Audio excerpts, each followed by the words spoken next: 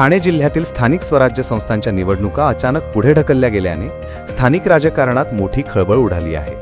अंबरनाथ नगर परिषदेची संपूर्ण निवडणूक स्थगित झाली असून कुळगाव बदलापूर नगर परिषदेतील 6 प्रभागांमध्ये मतदानाची प्रक्रिया थांबवण्यात आली आहे. निवडणुका 2 डिसेंबरला होणार असल्याचा अपेक्षेचा उंबरठा ओलांडलेला असताना मतदानाची तारीख आता 20 डिसेंबरवर ढकलली गेली आहे. काही ठिकाणी प्रचार मोहिमा शिगेला पोहोचल्या होत्या.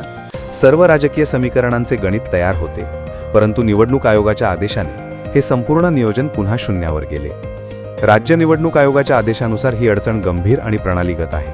अनेक नगर परिषदांत आणि नगरपंचायतींमध्ये अपील दाखल झाल्यानंतर त्यांचे निकाल निश्चित मुदतीत जाहीर झाले नाहीत. अपीलचा निर्णय न मिळाल्याने उमेदवारांना नामनिर्देशन मागे घेण्यासाठी आवश्यक 3 दिवसांचे संरक्षण मिळाले नाही.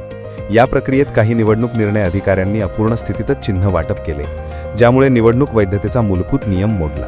नियम 17(1) ब आणि नियम 4(1) क या तरतुदींचे पालन न झाल्याने ही संपूर्ण प्रक्रिया कायदेशीरदृष्ट्या त्रुटीपूर्ण ठरली. निवडणूक आयोगाच्या निरीक्षणानुसार 23 नोव्हेंबरनंतर अपीलवरील आदेश मिळूनही संबंधित अधिकाऱ्यांनी नामनिर्देशन मागे घेण्याचा कालावधी न देता थेट चिन्ह वाटप केले.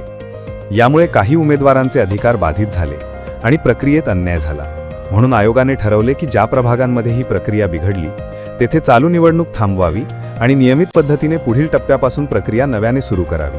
हे फक्त अंबरनाथसह बदलापुरापुरते नाही, तर संपूर्ण राज्यातील निवडणूक व्यवस्थेच्या विश्वसनीयतेवर प्रश्नचिन्ह निर्माण करणारे आहे. अंबरनाथ प्रशासनाने हा आदेश धक्कादायक असल्याचे सांगितले आहे.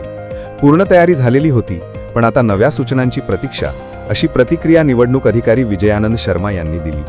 बदलापूरमध्ये प्रभाग क्रमांक 5B, 15B, 17A, 10B, 8A आणि 19A येथे निवडणूक स्थगित झाली आहे, अशी माहिती सहाय्यक निवडणूक निर्णय अधिकारी मारुती गायकवाड यांनी दिली.